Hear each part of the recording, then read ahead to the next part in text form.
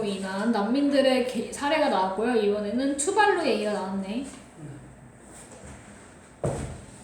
현재 전 세계 약 5억 명의 사람들이 사막이 점점 넓어지는 지역에 살고 있습니다. 아, 여기는 물이 차서 문제인데 여기는 뭐래? 사막이 점점 사막이 넓어지는데 사막하죠. 농사를 지을 땅이 없어지고 있는 것이죠. 농사 못 지으면 어떻게 돼? 농사를 못 지어. 겨울을 길러서 먹어야 되는데 여기 또 농사를 못 지어. 먹을 게 있어? 식량부죠. 먹을 게 없어. 배고픔에 시달리던 엘살바도르, 과테말라, 온두라스 사람들 그 사례들이죠. 멕시코로 넘어가는 일도 일어나고 있습니다. 앞으로는 사하라 사막이 인하면 아프리카, 라틴 아메리카 그 밖에 남아시아 지역에서도 기후 난민이 늘어날 것이라는 어두운 전망이 나옵니다. 자, 세계은행은 2050년 세계기후 난민이 2억 이거에 이를 것으로 내다봤습니다. 어두운 전망이네. 이게 안 좋을 것 같다는 거죠.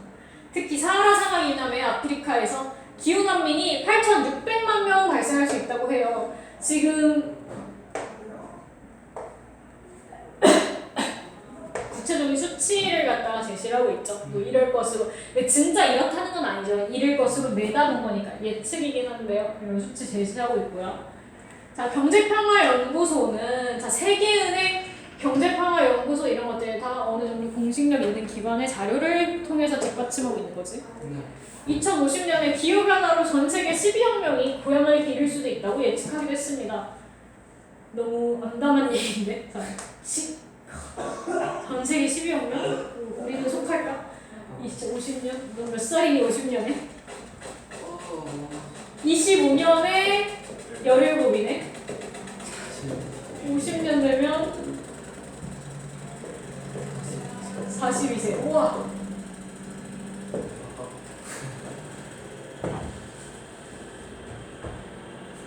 자, 지구평균온도가 얼마나 올라가느냐에 따라 이런 비극적 상황은 더 심각해질 수도 있는 거죠. 만약에 더 더워져서 더 문제가 생기면서 하면 12억 명이 아니라 13억, 14억 명일 수도 있다는 거죠. 더욱이 이런 비극은 인류만의 문제가 아닙니다. 자, 기후변화로 지구상의 수많은 생물종이 소리 없이 사라지고 있습니다. 자, 세 번째 비극은 우리뿐만 아니라 다른 애들. 근데 인간은 그래 우리의 업보라고 쳐. 그래 우리가 에어컨을 너무 많이 틀고 조금만 춥다고 저렇게 난방 틀고 그래 이렇게 전기 펑펑 쓰고 우리의 문제라고 할 수 있는데 저 길가에 있는 비둘기는 무슨 죄예요? 저 정글에 살고 있는 호랑이는 무슨 죄? 맞지 않아? 좀 그렇지. 자, 생물다양성 과학기구는 얘도 또 어때? 아까도 또 권위 있는 기구 얘기 나왔죠? 2019년 생물다양성 및 생태계에 관한 지구평가 보고서에서 인간 활동으로 인한 동식물 서식지 감소와 기후변화 등으로 대멸종이 일어날 수 있다고 경고했습니다. 생물멸종이 전례 없는 속도로 진행되면서 동식물종의 8분의 1에 해당하는 100만 종 이상이 멸종 위기에 처했다고 해요. 일단 믿을 만한 기관, 신뢰성 있는 기관을 갖다가 걔네들의 연구 결과를 제시했고요. 신뢰성을 높였고요. 그리고 어디 보고서에서 했다. 그냥 선생님이 얘들아 비둘기 죽는 거 안 불쌍하니? 이러면 가 되는데 공신력 있는 기관을 갖다 얘기를 하면 조금 더 신뢰성이 높아질 거고요. 그 중에서도 제시를 갖다가 굉장히 구체적인 수치로 줬지. 그냥 100만 명, 그러니까 그냥 많이가 아니라 정체의 8분의 1씩이나 해당하는 100만 명. 야, 피자도 요즘 8조가 있잖아, 맨날. 이 중에 하나야. 야, 많지 않아? 자, 이런 것들이 우리 앞에 다가오고 있습니다. 라면서 앞에 제시한 내용들 나왔고요. 지금까지 잠깐 정리하면 자, 첫 번째 기후위기 뭐야? 식량위기고요. 두 번째 기후위기 기후난민 나왔고요. 그 다음에 세 번째로 방금 본 생물 다양성 감소 나왔죠. 자, 근데 그런 기후변화로 인한 피해가 모든 국가에 모든 사람에게 동등하게 나타나지는 않습니다. 1960년부터 2019년까지의 이산화탄소 누적 배출량을 국가별로 나타낸 것을 보면 자, 미국이 21.6%로 1위, 중국이 16%로 2위를 차지하고 한국은 1.3%로 이산화탄소 누적 배출량이 16번째로 많은 나라입니다. 네. 자, 일단 피해가 모든 국가의 모든 사람에게 동등하게 나타나지는 않겠지. 왜? 아까 말한 것처럼 바닷가에 사는 사람들은 해수면 상승이 훨씬 더 위험하게 다가오는 거야. 피해 이런 데 살고 있어. 여기에 있든 여기에 있든 여기에 있든 하니까 여기서는 그쪽 잘 모르겠는데 약간 이렇게 되는 거겠죠. 단순하게 얘기하면 이런 거고 조금 더 정치 경제적으로 파고들면 돈 많은 사람들은 좀 더 먹고 살기가 괜찮을 거고 그렇지 않은 사람들은 좀 그 피해를 고스란히 담겠죠. 갑자기 아까처럼 한파가 찾아와. 돈 많아. 집이 좋아. 그냥 난방 켜고 가만히 이러고 넷플릭스 보면 돼. 근데 추워. 그러면 난방 킬 돈이 없으니까 추위에 떨다가 동사하고 이러는 거죠. 그런 얘기를 하는 거고요. 맞아봅시다. 이산화탄소 배출량 상위 20위까지의 누적 배출량을 합하면 전체의 81.2%에 이릅니다. 세계 국가가 엄청 많잖아. 근데 1위부터 20위 요 조그마한 국가들이 내뱉는 게 뭐라고? 전체 80%가 넘는데 얘네들은 20%밖에 안 해. 거의 뭘 안 한다는 거죠. 세계 인구의 20% 이하인 선진국들이 우리나라도 포함이네요. 16번째니까. 전 세계 온실가스 배출량의 70%를 배출하지만 기후변화의 피해는 전 세계 온실가스의 3%만을 배출하는 저위도 개발도상국의 국민 약 10억 명이 겪고 있습니다. 위도 뭔지 알아? 가을이나 지금 이렇게 그릴 거야. 이렇게 그릴 거야. 가루야. 위도 맞아. 얘는 뭐야? 경도. 맞아. 한국지리를 통합사인가? 이런 거 배우는 거? 통합사에서는 잘 배우는데. 자, 위도. 이렇게. 자, 이게 뭐야? 적도죠. 네. 여기 위도에서 낮을수록 적도에 가까운 거죠.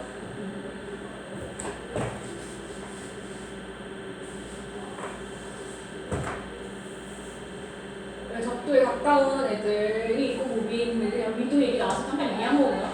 자, 저희도 개발도상국의 국민 약 10억 명이 겪고 있습니다.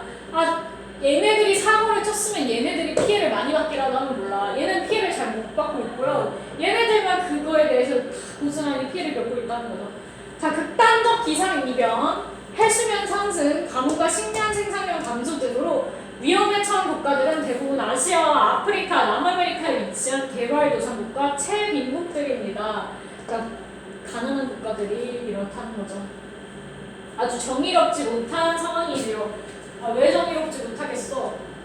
얘네들은 사실 잘못이 없다는 거죠. 이 3%만을 배출하는 애들은. 근데 얘네들이 그 피해를 고스란히 얻고 있으니까 정의롭지 못하다라는 거죠. 그래서 뭐야? 기후부정이라는 말이 나오는 거지, 여기 뒤에서. 이러한 기후부정의는 국가들 사이에서만 나타나지 않습니다. 일단 여기 위에서 나온 국가는 뭐야? 아까 말한 것처럼 사고 친 애들이 아니라 사고 안 친 애들이 그거에 대한 피해를 다 받고 있다는 거. 자, 유엔 환경계획이 2020년 발표한 배출격차 보고서를 보면 2015년 기준 소득 상위 10%에 속한 사람들이 일상생활에서 직간접적으로 배출하는 온실가스는 전체 배출량의 48%에 달합니다. 또 소득 상위 1%는 전 세계 온실가스 배출량의 15%를 배출하는데 이는 소득 하위 50%가 배출하는 양보다 2배 이상 많습니다. 뉴스 같은 걸 좀 커서 아직은 뉴스를 막 찾아보진 않지. 근데 이렇게 보다 보면 그런 게 있어. 뭐 탑스타, 유명한 탑스타, 뭐 어쩌고저쩌고 T씨가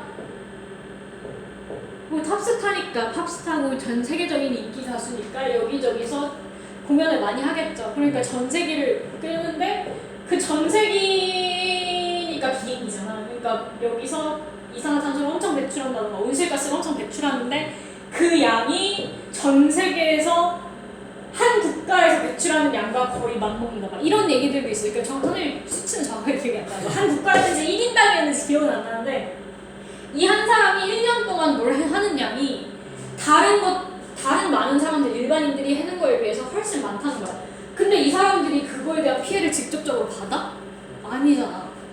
그런 것들도 기후부정이라는 거지. 개인한테 나타나는. 자, 1인당 평균값을 살펴보면 소득 상위 1%가 배출하는 양은 지구 평균 온도 상승을 섭씨 1.5도 이하로 억제하기 위해 권장되는 배출량의 약 35배에 달합니다. 사람들이 배출하기에 딱 그냥 적당하다 싶은 양이 있잖아. 억제하기 위해서 권장되는 배출량이 있는데 소득 상위 1%는 그거의 35배를 갖다가 배출하고 있는 거죠. 지구 혼자 써? 지구 지 거야? 근데 왜 그렇게 막 써? 어? 자, 1인당 평균값을 살펴보면 소득 상위 1%가 이거 봤죠? 자, 국가별로 따지면 미국과 중국의 책임이 가장 크지만 어느 나라에 살면 소득 상위 1%와 10%에 속하는 개별 대출자도 책임이 크다는 사실을 알 수 있습니다. 이만큼이고요. 하위 애들은 이만큼이야. 지구 니 혼자 쓰니. 여기 입장에서는 왜 나는 딱히 뭐 하지도 않았는데 내가 다 피해를. 근데 그런 피해가 다 똑같이 가? 다 똑같지도 않아. 심지어 얘네한테 더 치명적이야. 자, 한편 기후변화의 영향은 사회적 약자에게 더욱 치명적입니다. 봉준호 감독의 기생충이라는 영화 알아? 네. 봤어 혹시? 보지는 못했어.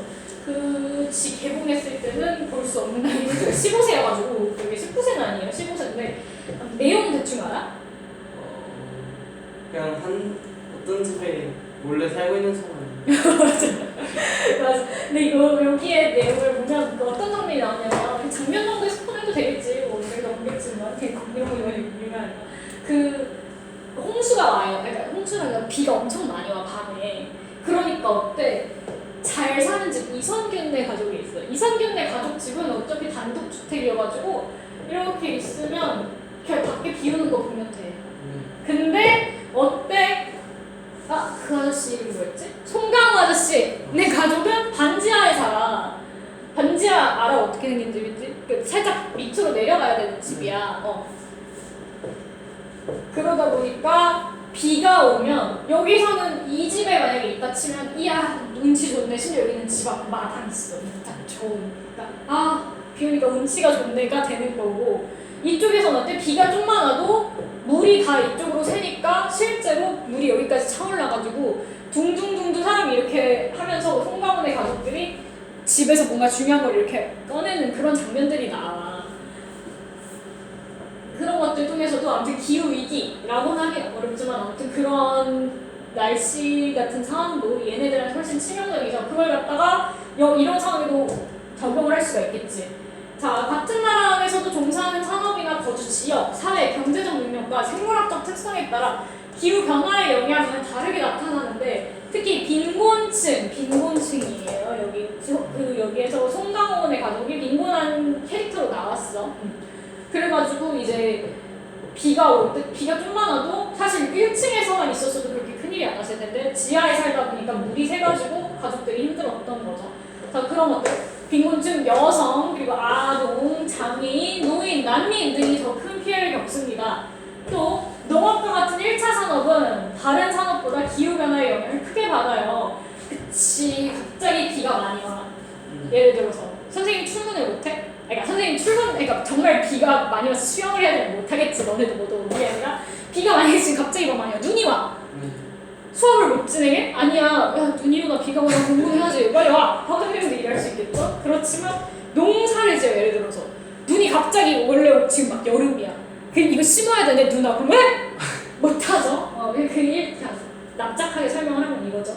그러니까 어때? 농업 같은 거는 날씨의 영향을 많이 받잖아. 그러니까 영향을 크게 받는다라는 거죠.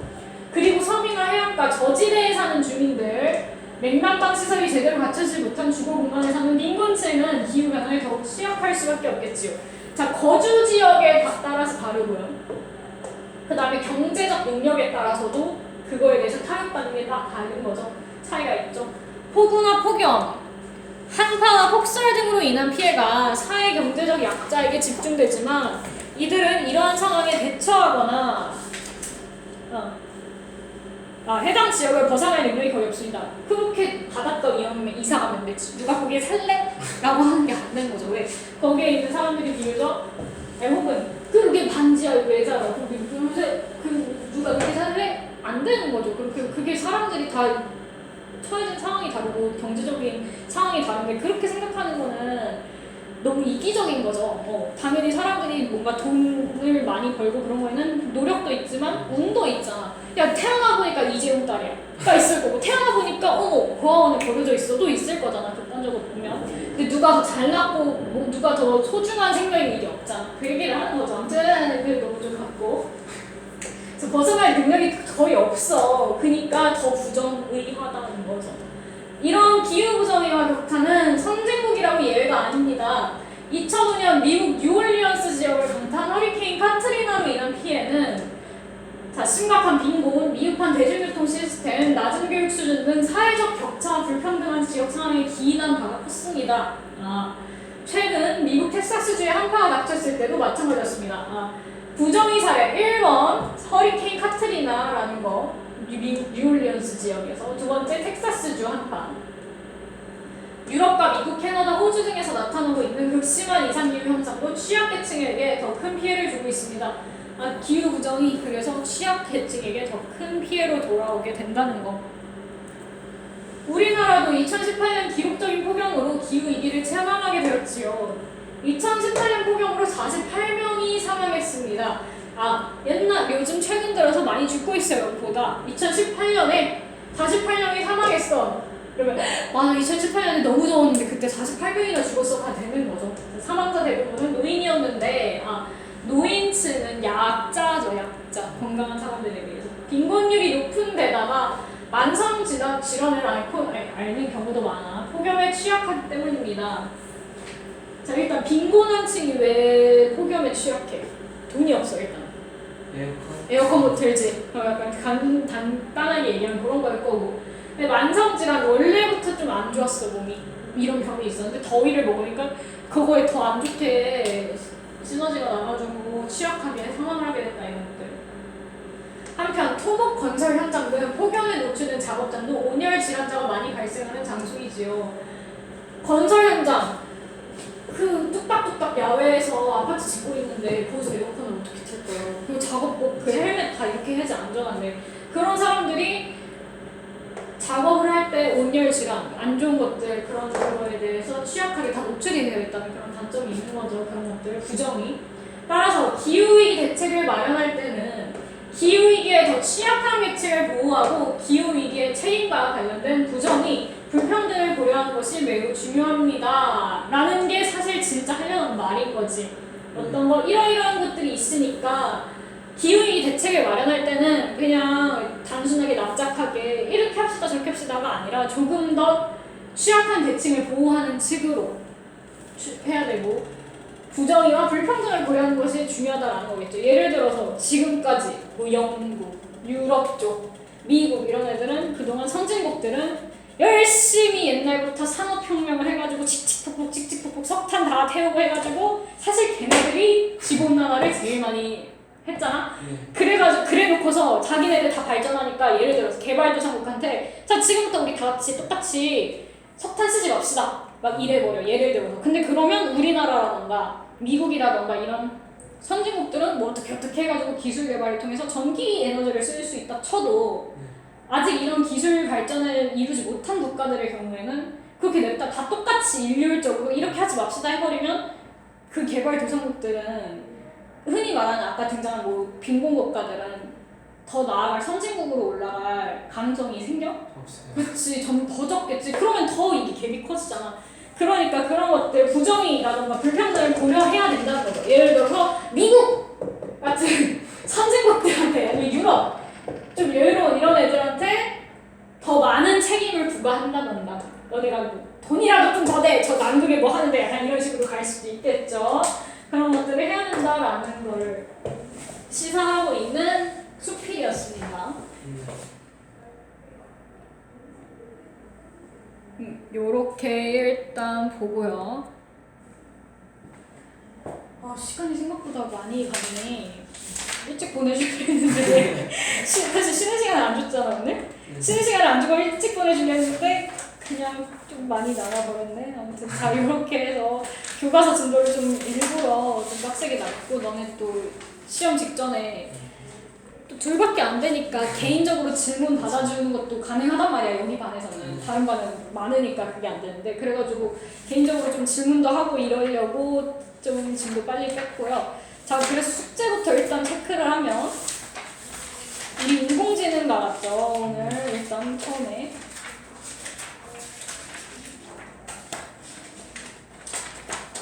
저 인공지능 149쪽부터 등굣길 안전 거기도 풀었잖아. 그러니까 잠깐만. 4-3 단원은 빼고요. 이누나. 167쪽까지. 자, 149부터 167쪽까지 네. 풀고요. 일단.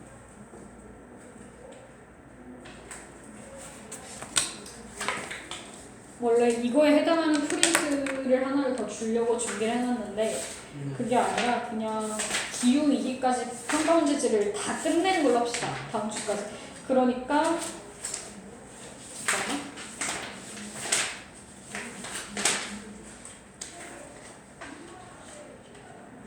자, 아까 말한 대로 146부터 167이랑 191부터 201쪽까지. 너무 많아? 괜찮아요. 괜찮은 거 맞아? 예. 그러니까 이거 일단 멈추고